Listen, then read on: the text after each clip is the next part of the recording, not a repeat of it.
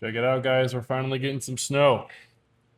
The only problem is I didn't believe them, so I don't have the snowblower on the 3320. We've only got the loader on there.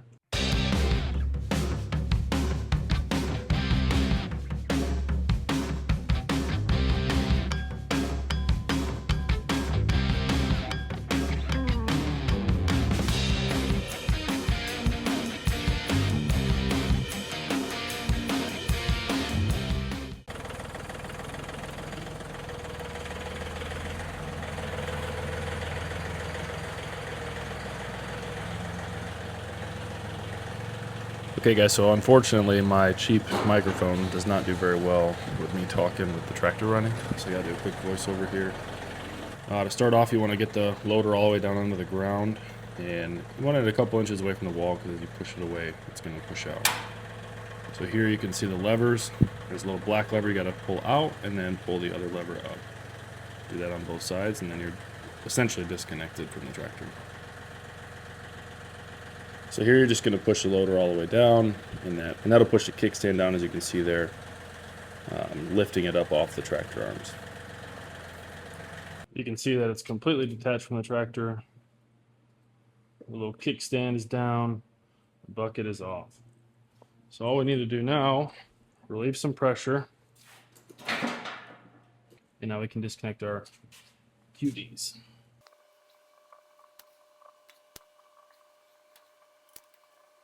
So now we can back the tractor up and get the snowblower on.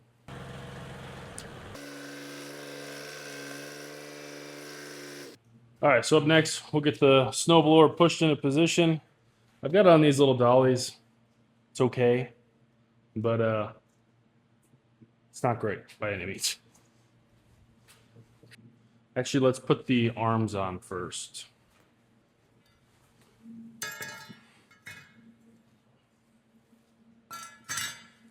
All right, guys, so here's where those arms go. Get a little closer. I've got a pin over here. Make sure you can see that. Pull this pin out, and then these two pins come out there. That's what slides into these holes here. So I'm going to set you up here. Found it best to angle it up and then slide it down. It seems to work the best. And then you just put your two pins right back in its spot. There we go. And then just reverse order. Two pins are in. That pin is in. Let's jump to the other side.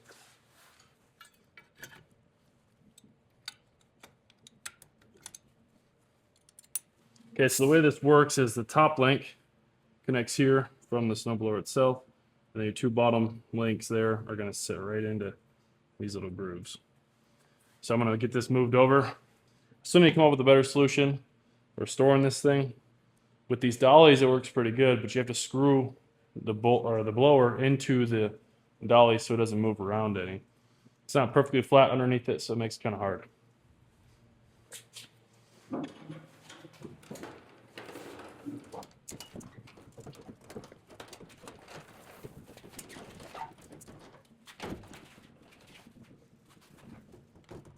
So from here, I'm going to go ahead and hook up our hydraulic lines, and then we'll hook up the actual blower to the tractor. And these two lines here are connected to that bottom cylinder, and they just live on the tractor. They don't ever come off. So I know my blue is my farthest one.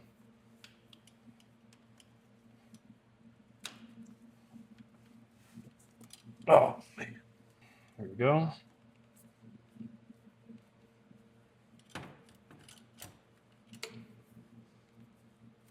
My red goes to my red.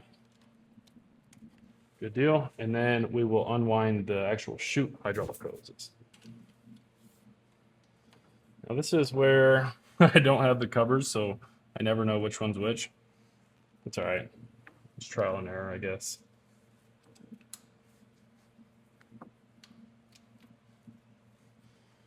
So here you can tell we've got some slack. I need to zip tie that up. I'm not going to go super tight with this, but just tight enough to where And I should have put it in that top hole. All right, that should be good for now. Cut the zip tie for the drive shaft.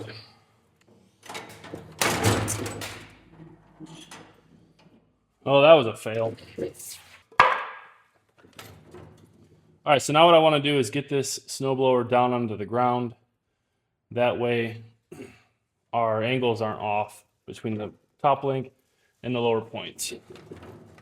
There's probably a more graceful way to do this. I just don't know it.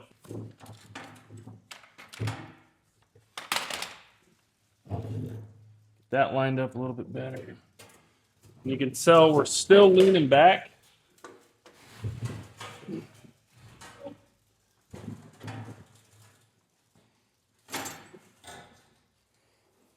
That's right where we want to be.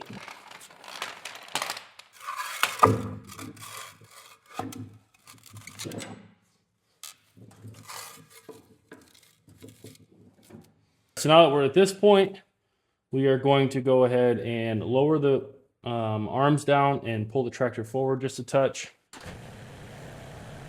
Not forward enough, of course. I'll just go ahead and throw this pin in now while we're here.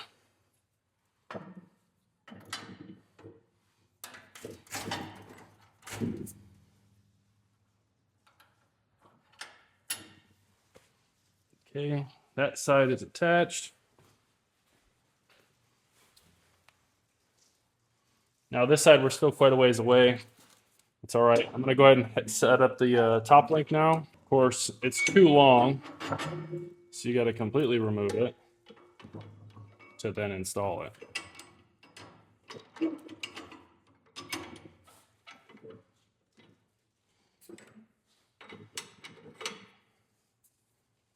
And I got caught.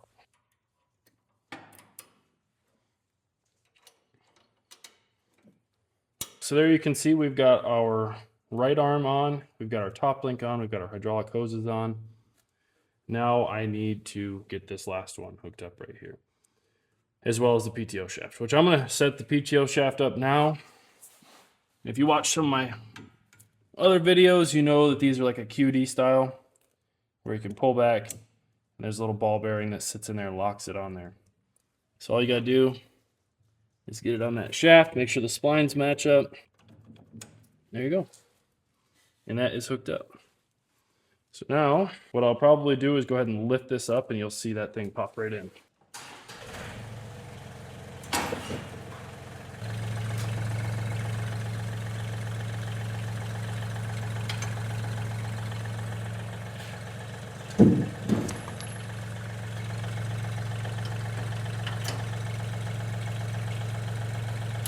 All right, there we go. Now we're all connected and ready to go blow some snow.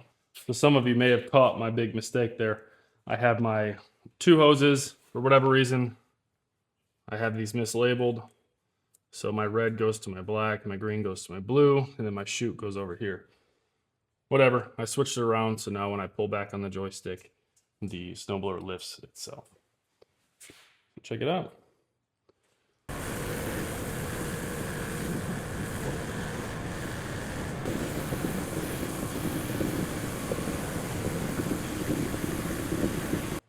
All right, guys, that was pretty miserable. I'm gonna finish that up later once the storm calms down a little bit. I got dusted pretty good, but anyway, that's how you switch over from a loader to a snowblower on this thing. I know there's a million different ways to skin a cat. That's just my way of doing it. Probably not the right way, but that's how I see it being done. I think what I'm gonna try to do is get this thing up on these dollies and see if I can't move this around.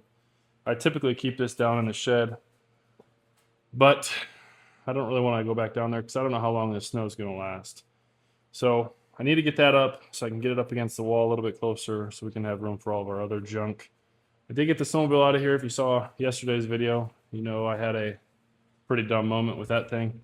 But so that's it for this one. Thanks for checking it out. Maybe give me a like, subscribe, and comment what you would do differently. Thanks.